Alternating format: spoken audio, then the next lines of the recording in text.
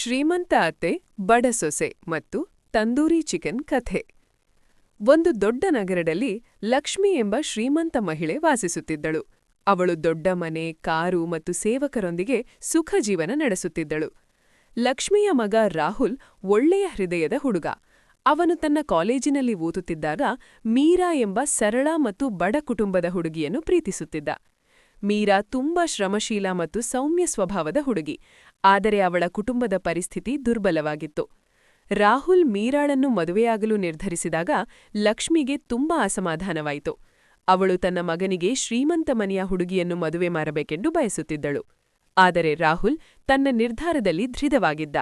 ಕೊನೆಗೆ ಲಕ್ಷ್ಮಿ ಮನಸ್ಸಿಗೆ ಇಷ್ಟವಿಲ್ಲದಿದ್ದರೂ ಮದುವೆಗೆ ಒಪ್ಪಿಕೊಂಡಳು. ಮೀರಾ ಮದುವೆಯಾದ ಮೇಲೆ ಹೊಸ ಮನೆಗೆ ಬಂದಳು. ಲಕ್ಷ್ಮಿ ಮೀರಾಳನ್ನು ಒಪ್ಪಿಕೊಳ್ಳಲು ಇಷ್ಟಪಡಲಿಲ್ಲ. ಅವಳು ಯಾವಾಗಲೂ ಮೀರಾಳನ್ನು ತಿರಸ್ಕರಿಸುತ್ತಿದ್ದಳು ಮತ್ತು ಅವಳ ಬಡತನವನ್ನು ನೆನಪಿಸುತ್ತಿದ್ದಳು.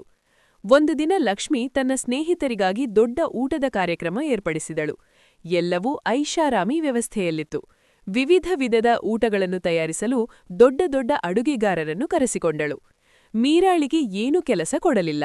ಅವಳಿಗೆ ನಿನಗೆ ಅಡುಗೆ ಬರೋದಿಲ್ಲ, ನೀನು ಕಿಚನ್ಗೆ ಬರ್ಬೇಡ ಎಂದು ಹೇಳಿದಳು. ಮೀರಾ ದುಃಖಪಟ್ಟರೂ ಏನೂ ಹೇಳಲಿಲ್ಲ. ಆ ದಿನ ಅಡುಗೆಗಾರರು ಅಕಸ್ಮಾತ್ ಬಂದಿರಲಿಲ್ಲ. ಲಕ್ಷ್ಮಿ ತುಂಬಾ ಆತಂಕಗೊಂಡಳು. ಸ್ನೇಹಿತರು ಬರಲು ಸಮಯ ಆಗುತ್ತಿತ್ತು. ಈಗ ಏನು ಮಾಡಬೇಕು ಎಂದು ಅವಳಿಗೆ ಅರ್ಥವಾಗಲಿಲ್ಲ. ಆ ಸಮಯದಲ್ಲಿ ಮೀರಾ ಧೈರ್ಯ ಮಾಡಿ ಲಕ್ಷ್ಮಿಯ ಬಳಿ ಹೋಗಿ, ಅತ್ತೆ, ನಾನು ಸಹಾಯ ಮಾಡಬಹುದೇ ಎಂದು ಕೇಳಿದಳು. ಲಕ್ಷ್ಮಿ ಮೊದಲಿಗೆ ನಗುತ್ತಾ, ನೀನು ಏನು ಮಾಡ್ತೀಯಾ ಎಂದು ಕೇಳಿದಳು. ಮೀರಾ ನಿಧಾನವಾಗಿ, ನನಗೆ ತಂದೂರಿ ಚಿಕನ್ ಮಾಡೋದು ಚೆನ್ನಾಗಿ ಬರುತ್ತೆ ಎಂದು ಹೇಳಿದಳು. ಬೇರೆ ಮಾರ್ಗ ಇಲ್ಲದೆ ಲಕ್ಷ್ಮಿ ಒಪ್ಪಿಕೊಂಡಳು. ಮೀರಾ ಮನಸ್ಸಿನ ಪೂರ್ಣ ಪ್ರೀತಿಯಿಂದ ಅಡುಗೆ ಮಾಡಲು ಆರಂಭಿಸಿದಳು. ಅವಳು ಮಸಾಲೆಗಳನ್ನು ಸರಿಯಾಗಿ ಮಿಶ್ರಣ ಮಾಡಿ ಚಿಕನ್ ಅನ್ನು